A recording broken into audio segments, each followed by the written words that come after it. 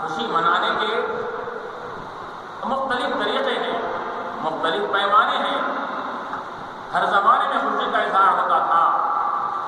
اب یہاں پر لوگ یہ کہتے ہیں کہ حضور نے منایا، کہ صحابہ نے منایا، احادیث میں اس کا ذکر آتا ہے کہ آپ جو اس کا اہتمام کرتے ہیں محافل میلاد کا اور اس میں مخصوص اعمال آپ جو کیا کرتے ہیں،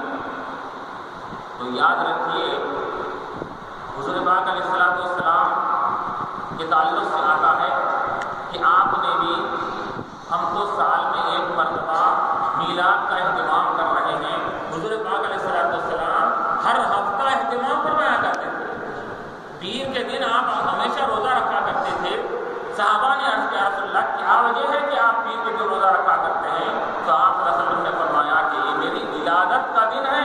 اس کی مسرت اور خوشی میں میں اللہ کی بارگاہ میں روزہ رکھتا ہوں۔ حضور پاک علیہ السلام نے اس طرح خوشی کا اظہار فرمایا۔ اور پھر روایتوں میں آتا ہے کہ صحابہ کرام نے اب اس کی خوشی کا اظہار کیا تو علماء نے لکھا کہ صحابہ کرام رضوان اللہ تعالیٰ علیہ اجمعین یہ ان کے لیے کوئی مہینہ، کوئی دن، کوئی لمحہ ان کے لیے کوئی خاص کرنے کی ضرورت نہیں تھی۔ حضور پاک علیہ السلام کے ذکر کے لیے وہ چند افراد، چند صحابہ بیٹھ جاتے،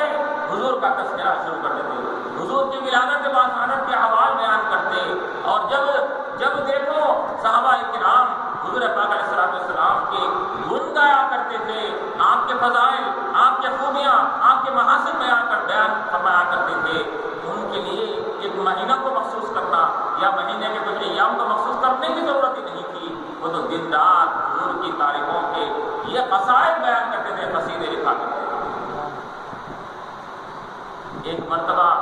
حضور پاک علیہ السلام دولت قدی میں تشریف فرما ہے، باہر صحابہ کرام مسجد نبوی میں حضور پاک علیہ السلام کا تذکرہ کر رہے ہیں۔ حضور پاک علیہ السلام اپنے دولت قدی سے باہر تشریف لاتے ہیں، دیکھتے ہیں کہ صحابہ کرام کچھ ذکر کر رہے ہیں، تذکرہ کر رہے ہیں۔ حضور پاک علیہ السلام ان کے پاس جاتے ہیں اور جا کر پوچھتے ہیں اے صحابہ بتلاؤ تم یہاں پر کس بات کا تذکرہ کر رہے تھے، کس کا ذکر کر رہے تھے؟ تو صحابہ کرام عرض کرتے ہیں یا رسول اللہ صلی اللہ علیہ وسلم ہم اللہ تبارک و تعالیٰ کا شکر بجا لا رہے تھے کہ اللہ تعالیٰ نے ہم کو آپ جیسی ذات بابرکت عطا فرمایا جس کی آپ کی آمد و تشریف آوری کی وجہ سے ہم کو توحید بھی ملی، دین بھی ملا، شریعت بھی ملی اور ہم کو ایمان نصیب ہوا، اس کا ہم تذکرہ کر رہے ہیں۔ حضور پاک علیہ السلام نے فرمایا کہ بتلاؤ کہ تم یہی بات کے لیے، اسی چیز کے لیے یہاں بیٹھے تھے؟ حضور نے قسم دلا کر فرمایا، ہمارے کہا واللہ خدا کی قسم ہماری اور کوئی وجہ اور علت نہیں تھی، ہماری اور کوئی غرض نہیں تھی، غرض یہی تھی آپ کا تذکرہ تشریف آوری کا کر کے اللہ کا شکر بجا لایا جائے۔ تو اللہ کے رسول علیہ السلام نے فرمایا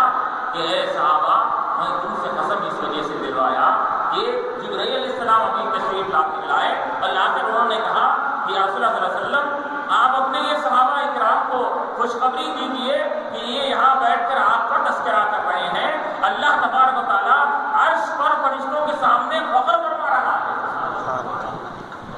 ناز فرما رہا ہے اللہ تعالیٰ فرشتوں کے سامنے، دیکھو فرشتوں میرے حبیب علیہ السلام کے صحابہ میرے حبیب کی آمد کی تذکرہ کر رہے ہیں اور اپنے میرے احسان کا تذکرہ کر رہے ہیں کہ میں نے ان کو اپنا حبیب عطا فرمایا۔ تو اس کی روایت مسلم شریف، نسائی شریف، مختلف احادیث کی معتبر کتابوں میں آیا ہے۔ اب کیا ہم میلاد کے مہینے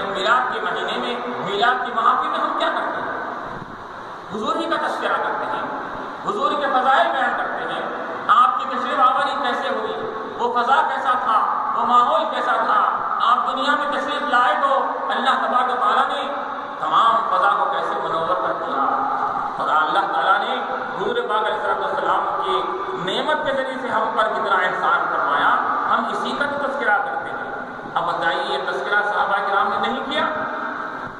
صحابہ کے ابھی حدیث میں آپ نے سنا مسلم شریف اور معتبر کتابوں کی حدیث صحابہ کرام حضور کی آمد کے تذکرے کر رہے ہیں. اور ایک روایت میں آتا ہے کہ ایک مرتبہ عباس رضی اللہ عنہ سے روایت ہے حضور پاک علیہ السلام کا گزر ہوا تو حضور نے فرمایا کہ لوگ اے صحابہ تم یہاں کیوں بیٹھے ہیں؟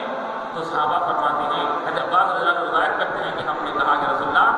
آپ کی ولایت با سعادت کے وقت میں اللہ تعالیٰ نے کیسے احوال کو ظاہر فرمایا تھا، وہ کیسا نورانی ماحول بن گیا تھا، وہ نورانی فضا تمام کائنات پر چھا گئی تھی. ہم اس آپ کی نورانی ولایت با سعادت کا تذکرہ کر رہے تھے.